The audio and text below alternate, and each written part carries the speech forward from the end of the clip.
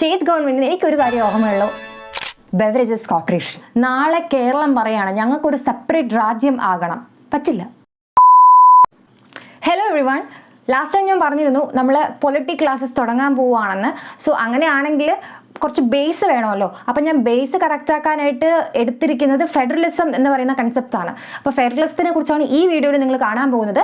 And ഇത് പഠിച്ചാലാണ് നമുക്ക് president, governor, central state relationships, Inter state relationships, തന്നെ നമ്മുടെ എമർജൻസി പ്രൊവിഷൻസ് ഒക്കെ പഠിക്കാൻ പറ്റുക. സോ ഇത് നിങ്ങൾക്ക് യൂസ്ഫുൾ ആയിരിക്കും എന്ന് ഞാൻ വിചാരിക്കുന്നു. ബേസിക്കലി ഫെഡറലിസത്തിലെ why, what, how, good and bad sides, പിന്നെ constitutional provisions, confirming strong union government, ഇത്രയാണ് നമ്മൾ ഇന്ന് പഠിക്കാൻ പോകുന്നത്. പിന്നെ അതിൻ്റെ കൂടെ കുറച്ച് PYQs നമ്മൾ നോക്കും, ഒരു 1-2 PYQs. ഫെഡറലിസം എന്ന് പറയുന്ന ഐഡിയ എന്താണ് എന്ന് പറയുന്നതിന് മുന്നേ തന്നെ ഫെഡറലിസം എന്തുകൊണ്ട് നമ്മുടെ കോൺസ്റ്റിറ്റ്യൂഷനിൽ ഇൻക്ലൂഡ് ചെയ്യപ്പെട്ടു എന്നുള്ളതൊരു ക്വസ്റ്റ്യൻ ആണ്. സോ നമ്മൾ ഹിസ്റ്ററി നോക്കുകയാണെങ്കിൽ ഏറ്റവും സ്ട്രോങ് ആയിട്ടിരുന്ന ഒരു യൂണിയൻ ആയിരുന്നു USSR. സോ USSR പിന്നെ എന്താണ് വിഘടിച്ചു. അതിന് കാരണം എന്താണ്? ബേസിക്കലി സെന്ററിൽ കൂടുതൽ പവർ അക്യുമുലേറ്റ് ചെയ്തിരുന്നു. അതായത് ഇപ്പം ഒരു വലിയ രാജ്യമാണ്, അപ്പം അതിൽ സെൻറ്ററിൽ പവർ കൂടുതൽ അക്യുമുലേറ്റ് ചെയ്യുമ്പോഴുള്ള മേജർ ഇഷ്യൂ എന്താണ്? എല്ലാ സൈഡിലും ഉള്ള ആ ഒരു അഡ്മിനിസ്ട്രേഷൻ നമുക്ക് കറക്റ്റായിട്ട് മൂവ് ചെയ്യുന്നുണ്ടോ എന്ന് അറിയാൻ പറ്റത്തില്ല. എനിവേസ്, ഇന്ത്യൻ കോൺസ്റ്റിറ്റ്യൂഷനിലെ ഫെഡറലിസം എന്ന് പറയുന്ന ഫീച്ചർ, ആ ഒരു ഫീച്ചർ നമ്മൾ എടുത്തിട്ടുള്ളത് കനേഡിയൻ കോൺസ്റ്റിറ്റ്യൂഷനിൽ നിന്നാണ്. So first of all why ഞാൻ പറഞ്ഞു കഴിഞ്ഞു. നമ്മുടെ വലിയൊരു രാജ്യമാകുമ്പോൾ ഈ ഫെഡറലിസം എന്ന് പറയുന്ന ആ ഒരു ഐഡിയ അതെന്താണ് നമ്മളിപ്പോൾ പറയും, കാരണം വോട്ടിൽ നമ്മളത് പറയണമല്ലോ. സോ ആ ഒരു ഐഡിയ എന്ന് പറയുന്നത് വളരെയധികം ഇമ്പോർട്ടൻ്റ് ആണ്, കാരണം കോൺസെൻട്രേഷൻ ഓഫ് പവർ എന്ന് പറയുന്നത് വരാതിരിക്കാൻ. So what is federalism? What is federalism എന്ന് വെച്ചാൽ ഡുവൽ ഗവൺമെന്റ്, അത് വേണമെങ്കിൽ നമുക്ക് സിമ്പിളായിട്ട് പറയാം. അല്ലെങ്കിൽ റീജിയണൽ ആയിട്ടുള്ള സ്ഥലങ്ങളിൽ ഒരു ഗവൺമെന്റും സെന്ററിൽ വേറൊരു ഗവൺമെന്റ്, നാഷണൽ ലെവലിൽ വേറൊരു ഗവൺമെന്റും, അതിനെയും നമുക്ക് ഫെഡറൽ സ്ട്രക്ചർ എന്ന് പറയാൻ പറ്റും. ഇന്ത്യയെ സംബന്ധിച്ച് പറയുകയാണെങ്കിൽ നിങ്ങളെല്ലാവരും ഇപ്പോൾ കേരളത്തിലിരുന്നാണ് നിങ്ങൾ ഈ വീഡിയോ കാണുന്നെങ്കിൽ നിങ്ങൾ കേരളൈറ്റാണ്, പ്ലസ് നിങ്ങൾ ഇന്ത്യനുമാണ്. നമുക്ക് പക്ഷേ ഒരു സിറ്റിസൺഷിപ്പേ ഉള്ളൂ, നമ്മൾ ഇന്ത്യൻ എന്ന് മാത്രം. ഓക്കെ, സോ ഫെഡറലിസം എന്ന് പറയുമ്പോൾ ഒരു സെന്റർ ആൻഡ് സ്റ്റേറ്റ്സ്, അതിനെയാണ് ഫെഡറലിസം എന്ന് പറയുന്നത്. ഇതിൽ തന്നെ സെന്റർ ഉണ്ട്, സ്റ്റേറ്റ് ഉണ്ട്. പക്ഷെ സെന്ററും സ്റ്റേറ്റും എൻറ്റയർലി ഡിഫറെൻ്റ് ആയിട്ട് പ്രവർത്തിക്കുന്ന രീതികളുണ്ട്. പക്ഷേ സെൻറ്ററും സ്റ്റേറ്റും കുറച്ച് ലിങ്ക്ഡ് ആയിട്ട് പ്രവർത്തിക്കുന്ന രീതികളുണ്ട്. അല്ലെങ്കിൽ സെൻറ്ററിന് കൂടുതൽ പവറും സ്റ്റേറ്റിന് കുറച്ച് പവറുള്ള രീതികളുണ്ട്. അപ്പോൾ ഇതൊക്കെയാണ് നമ്മൾ മനസ്സിലാക്കേണ്ടത് ഇനീഷ്യൽ പോർഷനിൽ. അതൊക്കെ നിങ്ങൾക്ക് വായിച്ചാൽ മനസ്സിലാവുന്ന പോർഷനാണ്. സോ അടുത്തത് വാട്ട് നമ്മൾ പറഞ്ഞു. ഹൗ എന്നുള്ളത് ഇന്ത്യനെ സംബന്ധിച്ച് എന്താണ് നിങ്ങൾക്ക് തോന്നുന്നത്? എന്തായിരിക്കും? സെൻട്രൽ ഗവൺമെന്റിനാണോ സ്റ്റേറ്റ് ഗവൺമെന്റിനാണോ കൂടുതൽ പവർ ഉള്ളത്? ഉറപ്പായിട്ടും സെൻട്രൽ ഗവൺമെന്റിനാണ്.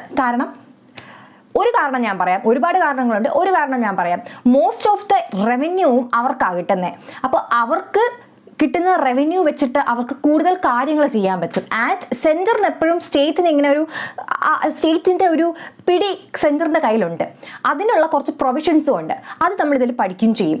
ഓക്കെ, സോ ഹൗവിൽ നമ്മൾ പറയേണ്ട മെയിൻ ആയിട്ടുള്ളൊരു പോയിന്റ് എന്ന് പറയുമ്പോൾ സെൻറ്റർ എങ്ങനെയൊക്കെയാണ് സ്റ്റേറ്റിനെ അഡ്മിനിസ്റ്റർ ചെയ്യുന്നത് എന്നുള്ളതാണ്. അല്ലെങ്കിൽ എങ്ങനെയാണ് ഈ ഡിവിഷൻ ഓഫ് പവേഴ്സ് നടക്കുന്നത്, അതാരാണ് ഡിസൈഡ് ചെയ്യുന്നത്? ലൈക്ക് കോൺസ്റ്റിറ്റ്യൂഷനാണ് ആർക്ക് എത്ര പവർ വേണം എന്ന് ഡിസൈഡ് ചെയ്യുന്നത്. ഞാൻ യൂസ് ചെയ്തിട്ടുള്ളത് ലക്ഷ്മികാന്ത് സാറിൻ്റെ ടെക്സ്റ്റും പിന്നെ +1 പൊളിറ്റിക്സിൻ്റെ ഒരു ടെക്സ്റ്റുമാണ്. സോ അതിൽ കറക്റ്റായിട്ട് പറയുന്നുണ്ട് constitution decides who should have how much power. ഇപ്പോൾ കുറച്ച് ജനറൽ ആയിട്ടുള്ള ഫെഡറലിസത്തിനെ കുറിച്ചാണ് പറഞ്ഞത്. അവിടെ ഇന്ത്യൻ ഫെഡറലിസത്തിനെ കുറിച്ച് നമ്മൾ പറഞ്ഞിരുന്നു. പക്ഷേ ഇനി നമ്മൾ കൂടുതൽ കോൺസെൻട്രേറ്റ് ചെയ്യാൻ പോകുന്നത് ഇന്ത്യൻ ഫെഡറലിസത്തിനെ കുറിച്ചായിരിക്കും. നോക്കാം, ഞാൻ ഈ നോട്ട്സ് എല്ലാം നോട്ട്സിൻ്റെ സെക്ഷനിൽ ലിങ്ക് ചെയ്തിട്ടുണ്ടായിരിക്കും. The most important feature of the federal system adopted by Indian Constitution is that the principle that relations between center and state would be based on cooperation. So സെൻറ്ററിൻ്റെയും സ്റ്റേറ്റിൻ്റെയും relation എന്ന് പറയുന്നത് എപ്പോഴും ഒരു കോർപ്പറേഷനിലായിരിക്കും. Between them give and take policy പോലെ ആയിരിക്കും എന്നാണ് പറയുന്നത്. Thus while recognizing the diversity constitution emphasis unity as well. ഡൈവേഴ്സിറ്റിയെ കുറിച്ച് പറയുമ്പോൾ തന്നെ നമ്മുടെ കോൺസ്റ്റിറ്റ്യൂഷൻ യൂണിറ്റിയെ കുറിച്ചും പറയുന്നുണ്ട്. ഇത്രയും ഡൈവേഴ്സ് ആയിട്ടുള്ള കൺട്രിയാണ്. From north to south, east to west നമ്മൾ നോക്കുകയാണെങ്കിൽ ഓരോ സ്റ്റേറ്റിലും ഓരോ ടൈപ്പ് ആൾക്കാർ, ഓരോ ടൈപ്പ് കൾച്ചർ, ഓരോ ടൈപ്പ് ലാംഗ്വേജസ്. സോ ഇത് തന്നെ ഒരു വലിയ ടാസ്ക്കാണ് ഇത്ര ആൾക്കാരെ ഒരുമിച്ച് കൊണ്ടുപോകുക എന്നുള്ളത്. പക്ഷേ കോർപ്പറേഷനിലൂടെയും ലൈക്ക് പ്രോപ്പർ ആയിട്ടുള്ള പ്ലാനിങ്ങിലൂടെയൊക്കെയാണ് നമ്മളിത് സാധ്യമാക്കുന്നത്. നമുക്കറിയാം, ഒരാൾ ഒറ്റയ്ക്കിരുന്ന് ഒരിക്കലും ഒരു പ്രോബ്ലം ഉണ്ടാക്കില്ല. എപ്പോഴും ഒന്നിലധികം ആൾക്കാരുള്ളപ്പോൾ, അല്ലെങ്കിൽ ഒന്നിലധികം ടീം ഉള്ളപ്പോൾ, അല്ലെങ്കിൽ ഒന്നിലധികം ഗ്രൂപ്പ്സ് ഉള്ളപ്പോഴാണ് അവിടെ ഒരു കോൺഫ്ലിക്റ്റ് ഉണ്ടാകുന്നത്. സോ സെൻട്രൽ സ്റ്റേറ്റ് തമ്മിലുള്ള കോൺഫ്ലിക്ട്സ് ഒക്കെ ആരായിരിക്കും മാനേജ് ചെയ്യുന്നത്? ഓഫ് കോഴ്സ് ജുഡീഷ്യറി ആയിരിക്കും. Based on constitution, based on laws, അതെല്ലാം നമ്മുടെ ജുഡീഷ്യറി ആയിരിക്കും നോക്കുന്നത്. പക്ഷെ ചില സമയം പൊളിറ്റിക്കൽ ആയിട്ടുള്ള കുറച്ച് ഇഷ്യൂസ് വരും. അതിൽ അവർക്ക് ലിമിറ്റേഷൻസ് ഉണ്ടാകും. ഓക്കെ, സോ ഇനി നമ്മൾ ഡിസ്കസ് ചെയ്യാൻ പോകുന്നത് the good and bad sides of federalism ആണ്. ഗുഡ് സൈഡ് നമുക്കെല്ലാവർക്കും അറിയാം. നേരത്തെ ഞാൻ പറഞ്ഞു USSRന്റെ കാര്യത്തിൽ നമ്മുടെ ഒരു സെൻട്രൽ പവർ കോൺസെൻട്രേറ്റ് ചെയ്യുമ്പോൾ വേറൊരു സൈഡിൽ നിന്ന് ആൾക്കാർക്ക് എന്ത് വേണോ ചെയ്യാം, അല്ലേ? കൊളോണിയൽ ഭരണത്തിന്റെ ഭാഗമായിട്ട് നമ്മുടെ കൺട്രി വളരെ മോശം അവസ്ഥയിലായിരുന്നു ഉണ്ടായിരുന്നത്. എന്നിട്ട് അതിൽ നിന്ന് ഇപ്പോൾ സോഫാർ ഇത്രയും വരെ നമ്മൾ എത്താനുള്ള മെയിൻ കാരണം ഇതാണ്, കോൺസെൻട്രേഷൻ ഓഫ് പവർ ഇല്ല. ഓക്കെ, നമ്മുടെ സെൻറ്ററിന് കുറച്ച് പവർ കൂടുതലുണ്ട്, പക്ഷെ സെൻറ്ററിലല്ല ഫുൾ പവർ ഉള്ളത്. സോ അതൊരു പോയിന്റാണ്, ഓർത്തിരിക്കുക. ഇനി കോൺസ്റ്റിറ്റ്യൂഷൻ ഡിവിഷൻ ഓഫ് പവർ എങ്ങനെയാണ് ചെയ്യുന്നത്?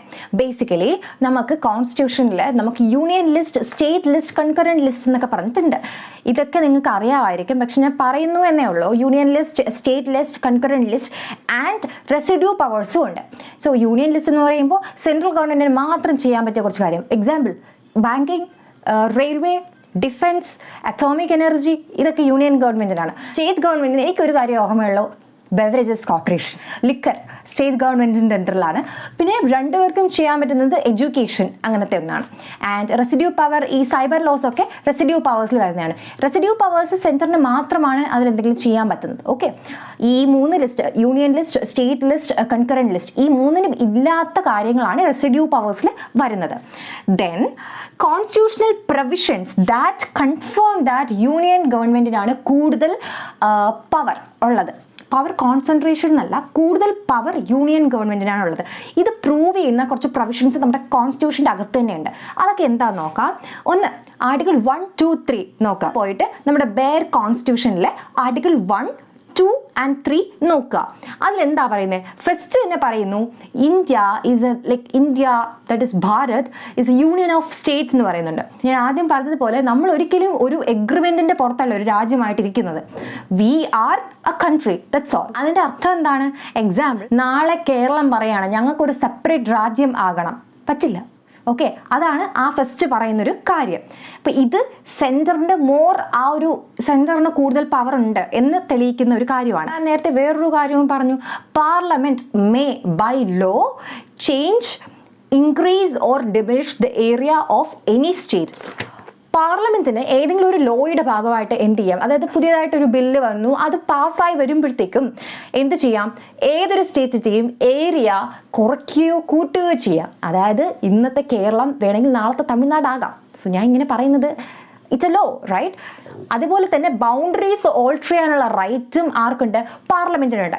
പാർലമെന്റ് എന്ന് പറയുമ്പോൾ സെൻറ്റർ, റൈറ്റ്? സോ അതുപോലെ തന്നെ പേര് ചേഞ്ച് ചെയ്യാനും, ഈ ഒരു സ്റ്റേറ്റിൻ്റെ പേര് ചേഞ്ച് ചെയ്യാനുള്ള റൈറ്റ്സും ആർക്കുണ്ട്?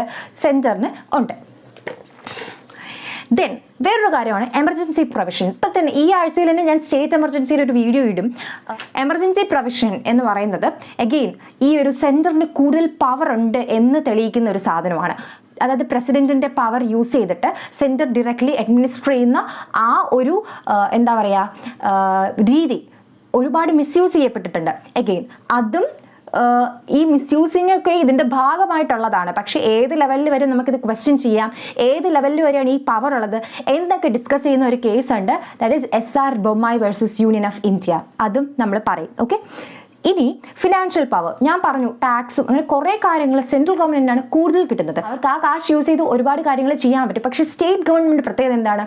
സ്റ്റേറ്റ് ഗവൺമെന്റിന് ഒരുപാട് കാര്യങ്ങൾ ചെയ്യാനുണ്ടെങ്കിൽ പോലും റവന്യൂ അവർക്ക് കുറവാണ്. സോ അവർ ഈ റവന്യൂവിന് ആരെയാണ് ഡിപ്പെൻഡ് ചെയ്യുന്നത്? സെൻട്രൽ ഗവൺമെന്റിനാണ്. സെൻട്രൽ ഗവൺമെന്റ് എയ്ഡ്സിന് വേണ്ടി, ഗ്രാൻസിന് വേണ്ടിയൊക്കെ അവർ സെൻട്രൽ ഗവൺമെന്റിനെ ഡിപ്പെൻഡ് ചെയ്യും. So central government again state ഗവൺമെന്റിന് ആ ഒരു ഹോൾഡ് ഉണ്ട്. ഓക്കെ, ദെൻ നമുക്ക് എല്ലാവർക്കും അറിയാം ഗവർണറിനെ അപ്പോയിന്റ് ചെയ്യുന്നത് ആരാണ്? പ്രസിഡന്റ് ആണ്. സോ പ്രസിഡന്റ് എന്ന് പറയുന്നത് he is part of the central government. അങ്ങനെയാണെങ്കിൽ ഗവൺമെന്റ് ചെയ്യുന്ന കാര്യങ്ങൾ നമുക്ക് എങ്ങനെ വിലയിരുത്താം? പ്രസിഡന്റിന്റെ, അതായത് സെൻട്രൽ ഗവൺമെന്റിന്റെ ഒരു ഹോൾഡ് ആയിട്ട് അല്ലെങ്കിൽ ആക്ട് ആയിട്ട് നമുക്ക് വിലയിരുത്താം. ഇന്ത്യൻ കോൺസ്റ്റിറ്റ്യൂഷനിൽ നമ്മുടെ മെയിൻ ആയിട്ടുള്ള കാര്യം എന്ന് പറയുന്നത് സെൻട്രലിന് കൂടുതൽ പവർ കൊടുക്കുന്നുണ്ട്. പക്ഷേ എത്ര എക്സ്റ്റെൻഡിലാണ് ഈ പവർ, അതൊരു ക്വസ്റ്റ്യൻ ആണ്. അതിനെക്കുറിച്ച് ഡിസ്കസ് ചെയ്യുന്ന കുറച്ച് കേസസ് ഒക്കെ ഉണ്ട്. നമ്മളതൊക്കെ ഡിസ്കസ് ചെയ്യും വേറെ വീഡിയോയിൽ സെപ്പറേറ്റ് ആയിട്ട്. പക്ഷേ എക്സ്റ്റെൻഡ് ഓഫ് പവർ എപ്പോഴും ഒരു ക്വസ്റ്റ്യൻ ആണ്. ഈ എക്സ്റ്റെൻഡ് ഓഫ് പവർ വെച്ചിട്ട് തന്നെ കുറേ മിസ്യൂസസ് നടന്നിട്ടുണ്ട്. ഫോർ എക്സാമ്പിൾ, സെന്ററിൽ ഒരു പാർട്ടിയും സ്റ്റേറ്റ്സിൽ വേറൊരു പാർട്ടിയും അങ്ങനെയാണെന്ന് വിചാരിക്കുക. ഈ ഓൾമോസ്റ്റ് ഒരു 1960 റേഞ്ചസിലൊക്കെ കോൺഗ്രസിന്റെ ആ ഒരു കോൺസെൻട്രേഷൻ ഓഫ് പവർ കുറഞ്ഞും ബാക്കിയുള്ള സ്റ്റേറ്റ്സിൽ ഓപ്പോസിഷൻസ് എല്ലാം ഭരണത്തിൽ വരികയും ചെയ്തു. അപ്പോൾ ഉണ്ടായ മെയിൻ ഇഷ്യൂ എന്തായിരുന്നു? ഈ കോൺഫ്ലിക്റ്റ്, സെൻട്രൽ സ്റ്റേറ്റ് കോൺഫ്ലിക്റ്റ്. കാരണം അവരുടെ ഇഷ്ടങ്ങളും ഇവരുടെ ഇഷ്ടങ്ങളും ഡിഫറെൻ്റ് ആയിരിക്കും. At the end of the day എല്ലാ പാർട്ടീസിനും അവരുടേതായ പ്രശ്നങ്ങളുണ്ട്. പക്ഷെ ലേറ്റർ എന്ത് സംഭവിച്ചു? കോalition ഗവൺമെന്റ്സ് വന്നിട്ടുണ്ട്. ഞാൻ കോalition ഗവൺമെന്റിനെ കുറിച്ചൊരു വീഡിയോ ചെയ്തിട്ടുണ്ട്. അത് ഞാൻ ഇവിടെ എവിടെയെങ്കിലും ലിങ്ക് ചെയ്തിരിക്കാം, നോക്കാം. സോ കോalition ഗവൺമെന്റിന്റെ പ്രത്യേകത എന്താണ്? അധികം ഗ്രൂപ്പുകൾ ഒരുമിച്ച് പവറിൽ വരുന്നതിനാണ് നമ്മൾ കോalition എന്ന് പറയുന്നത്. സോ ബേസിക് ആയിട്ട് എന്താ പറയേണ്ടത്? ഒരു ടീമിന്റെ മാത്രം ഇഷ്ടമല്ല, കുറേ അധികം ടീംസിന്റെ ഇഷ്ടങ്ങൾ അവിടെ വരും. സോ ഒരുപാട് ആൾക്കാരുടെ ഇഷ്ടങ്ങൾ കൺസിഡർ ചെയ്യപ്പെടും. അപ്പോൾ ഉണ്ടാകുന്ന കോൺഫ്ലിക്ട്സിന്റെ അളവ് കുറവായിരിക്കും. കാരണം ഒരു പാർട്ടിക്ക് കൂടുതൽ പവർ വരാതിരിക്കുമ്പോഴാണ് നല്ലത്. ഓക്കെ, സോ ഇന്ന് നമ്മൾ എന്തൊക്കെയാണ് പഠിച്ചതെന്ന് റീക്യാപ്പ് ചെയ്യാം. ഫെഡറലിസത്തിനെ കുറിച്ചാണ് നമ്മൾ ഡിസ്കസ് ചെയ്തുകൊണ്ടിരുന്നത്. ഫെഡറലിസത്തിൽ നമ്മൾ വൈ ഫെഡറലിസം, എന്തുകൊണ്ട് ഫെഡറലിസം എന്ന് നമ്മൾ ഡിസ്കസ് ചെയ്തു. ലൈക്ക് റഷ്യയുടെയൊക്കെ എക്സാമ്പിൾ പറഞ്ഞു. റഷ്യ മീൻസ് USSRന്റെ എക്സാമ്പിൾ പറഞ്ഞു. USSR വിഘടിച്ച കാര്യമാണ് നമ്മളവിടെ ഡിസ്കസ് ചെയ്തത്. ദെൻ വാട്ട്, എന്താണ് ഫെഡറലിസം എന്ന് പറയുന്ന ഐഡിയ? നമ്മൾ പറഞ്ഞു ലൈക്ക് 2 ഗവൺമെന്റ്സ് വരണം, സെൻറ്റർ സ്റ്റേറ്റ് ഒക്കെ പറഞ്ഞു. അതാണ് ഫെഡറലിസം എന്ന് പറയുന്ന ഐഡിയ. ദെൻ ഹൗ എന്ന് വെച്ചാൽ എങ്ങനെയാണ് ഈ പവേഴ്സ് എക്സസൈസ് ചെയ്യുന്നത്, അതും നമ്മൾ ഡിസ്കസ് ചെയ്തതാണ്. എങ്ങനെയാണ് ലൈക്ക് ഒരു സെൻട്രൽ ഗവൺമെന്റ് ഉണ്ട്, സ്റ്റേറ്റ് ഗവൺമെന്റ് ഉണ്ട്. നമ്മൾ ആ ഡിവിഷൻ ഓഫ് പവേഴ്സ് വരുന്നത് കൺകറന്റ് ലിസ്റ്റ്, സ്റ്റേറ്റ് ലിസ്റ്റ് അല്ലെങ്കിൽ യൂണിയൻ ലിസ്റ്റ്, പിന്നെ റെസിഡ്യൂ പവേഴ്സും ഉണ്ട്. അത് നമ്മൾ പറഞ്ഞായിരുന്നു. And good and bad sides. Good side എന്ന് പറയുന്നത് എന്താണ്? എപ്പോഴും കോൺസെൻട്രേഷൻ ഓഫ് പവർ ഇല്ലാതിരിക്കുന്നതാണ് നല്ലത്. നമ്മൾ ആ സമയത്ത് തന്നെ പറഞ്ഞിരുന്നു കോalition ഗവൺമെന്റ്സ് നല്ലതാണ്, നിങ്ങൾ കോalition ഗവൺമെന്റ്സ് പഠിക്കണം. ഇപ്പോഴത്തെ കറന്റ് സിനാരിയോയിൽ കോalition ഗവൺമെന്റിനെ കുറിച്ച് അതിനെക്കുറിച്ച് എഴുതാൻ പറ്റുക എന്നുള്ളത് വളരെ വളരെ ഇമ്പോർട്ടൻ്റ് ആയിട്ടുള്ള കാര്യമാണ്. ദെൻ നമ്മൾ constitutional provisions that States that നമ്മുടെ സെൻട്രൽ ഗവൺമെന്റിനാണ് കൂടുതൽ പവർ എന്നുള്ള കുറച്ച് പ്രൊവിഷൻസ് പഠിച്ചു. Article 1, 2, 3 very important. Emergency provisions again important. Then governor important. പിന്നെ ഫിനാൻഷ്യൽ പവേഴ്സ് കൂടുതലുള്ളത് സെൻറ്ററിനാണ്. അപ്പോൾ ഇത്രയാണ് ഫെഡറൽ സിസ്റ്റം എന്നുള്ളത്. ഈ ഫെഡറൽ സിസ്റ്റം പഠിച്ചാലാണ് നമുക്ക് കുറേ അധികം കാര്യങ്ങൾ, centre state relationship, Inter state relationships ഒക്കെ കുറച്ച് കൂടുതൽ പഠിക്കണമെങ്കിൽ ഫെഡറൽ സിസ്റ്റമിൻ്റെ ആ ഒരു ഐഡിയ നമുക്ക് വേണം. നമ്മളൊരു എക്സാമിന് പോകുമ്പോൾ കുറച്ച് ഡീറ്റെയിൽഡ് ആയിട്ട് പഠിക്കണമല്ലോ. സോ അതിന് ഇതൊരു ബേസ്മെന്റ് ആയിരിക്കും. ഞാൻ at the end of the video കുറച്ച് PYQs ഇടുമെന്ന് പറഞ്ഞിരുന്നു. സോ UPSCയിലെ PYQs ആണ് ഞാൻ യൂസ് ചെയ്യുന്നത്. ആൻഡ് 1-2 PYQs കാണും. നിങ്ങൾ ഇത്രയും വീഡിയോ കണ്ടത് വെച്ചിട്ട് നിങ്ങൾക്ക് അത് അഡ്രസ്സ് ചെയ്യാൻ പറ്റുന്നുണ്ടോ, നിങ്ങൾക്ക് അതിൽ എന്തെങ്കിലും ഐഡിയാസ് വരുന്നുണ്ടോ എന്ന് നോക്കുക. ഓക്കെ, സോ വീഡിയോ ഇഷ്ടപ്പെട്ടെങ്കിൽ share it with your other friends who are willing to learn such things. Thank U.